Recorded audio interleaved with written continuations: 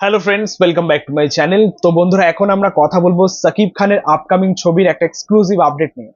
প্রথমত, এই মুহূর্তে দাঁড়িয়ে সাকিব খানের বেশ কিছু আপকামিং ছবির আপডেট আমরা পাচ্ছি, যেগুলো অবশ্যই এখন রিমার স্টেজের মধ্যে রয়েছে। সেইগুলোর মধ্যে যে কোনো একটা ফাইনালাইজ হবে, একটা কনফার্ম হবে। তো তার মধ্যে যেটা কনফার্ম হওয়ার সব থেকে বেশি চান্স রয়েছে সেটা অবশ্যই once upon A time in Dhaka. এই ছবিটার খুব শীঘ্রই হয়তো আমরা অফিসিয়াল অ্যানাউন্সমেন্টও পেতে চলেছি। এবং এই ছবিটাতে আমাদের সাকিব খান চুক্তিবদ্ধ হয়েছেন, যেটা আপডেট শোনা যাচ্ছে আর কি। তো দেখা যাক যে অফিসিয়াল আপডেট বা অফিসিয়াল অ্যানাউন্সমেন্ট কবে আসে।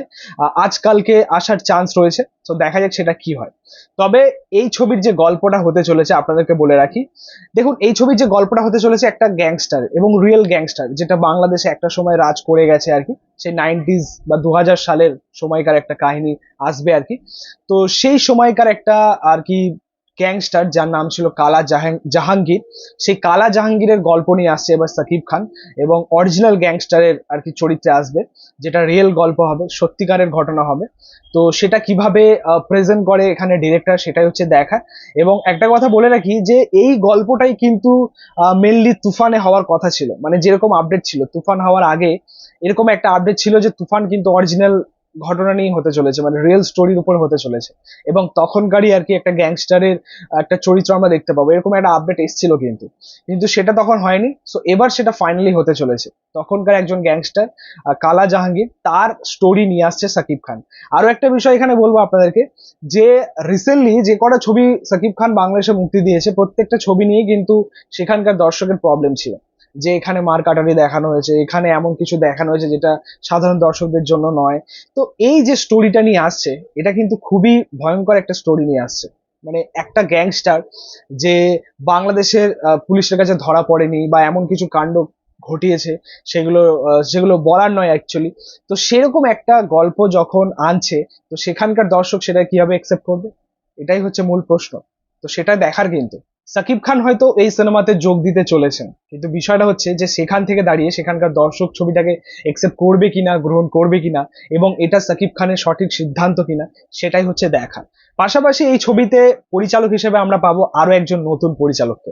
আমরা প্রত্যেকবারই দেখছি তুফানের মাধ্যমে রেহান রফিকে আনা, আমরা বরবাদে দেখলাম মেহেদী হাসান হৃদয়কে নিয়ে আসা, আবারও একজন নতুন ডিরেক্টর যার নাম হচ্ছে আবু হায়াত মেহমুদ, তার সাথে আসতে চলেছেন সাকিব খান। এবার এটাই দেখার যে পাস্ট যে দুজন ডিরেক্টর তার সাথে কাজ করেছেন, তারা কিন্তু সত্যি আউটপুটটা খুব ভালো দিয়েছে। প্রত্যেকেই, রায়হান রাফি এবং মেহেদী হাসান হৃদয়, তারা প্রত্যেকেই সাকিব খানের সঙ্গে ভালো কাজ করে এবং তারা তাদের কমিটমেন্টটা রেখেছে একদম। যেটা তারা যেরকম ভাবে প্রতিশ্রুতি দিয়েছে আর কি দর্শকদের কাছে, ঠিক সেরকম তারা আউটপুটটা এনে দেখিয়েছে। এবার নেক্সট এটাই দেখার যে আরো একজন নতুন পরিচালক সে সাকিব খানের সাথে কেমন কাজ করে, আবু হায়াত মেহমুদ। আরো একটা কথা বলে রাখি যে এই ছবিটা once upon A time in Dhaka, এই ছবিটা আমরা পেতে চলেছি 2026-এর ঈদে, ঈদ উল ফিতরে মুক্তি পাবে বাংলাদেশে। কিন্তু তার মধ্যে এই যে 2025-এ, এই 2025-এর মধ্যে কিন্তু আমরা আরো একটা ছবি পাবো আমাদের সাকিব খানের। সেটা কার সাথে, সেটাই হচ্ছে দেখার। খুব সম্ভবত আমরা শেষের দিকে করেই পাবো অ্যাকচুয়ালি ছবিটা। সেটা কার সাথে মুক্তি পেতে পারে, মানে কার কোন পরিচালকের সাথে আসবে, সেটা হচ্ছে দেখার। সেটা মেহেদী হাসান হৃদয় হবেন নাকি অন্য কেউ হবে। একটা মেজরের এক্স মেজরের সিনেমার আপডেট আমরা পেয়েছিলাম আর কি, সেটা হবে নাকি অন্য কোনো সিনেমা হবে, সেটাও দেখার। বাট 2025-এর মধ্যে একটা সিনেমা আমরা অবশ্যই পাবো।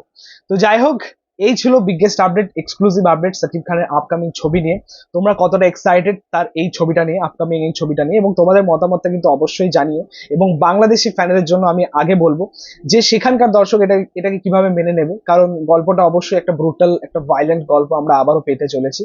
তো যেখানে আমরা দেখেছি আগেকার সিনেমাগুলো নিয়ে সেখানকার দর্শকদের মধ্যে কিছু প্রবলেম ছিল, সো আগামী এই ছবিটা নিয়ে কোনো প্রবলেম হবে কিনা, তো সেটা নিয়ে একটা অবশ্যই মতামত জানিও।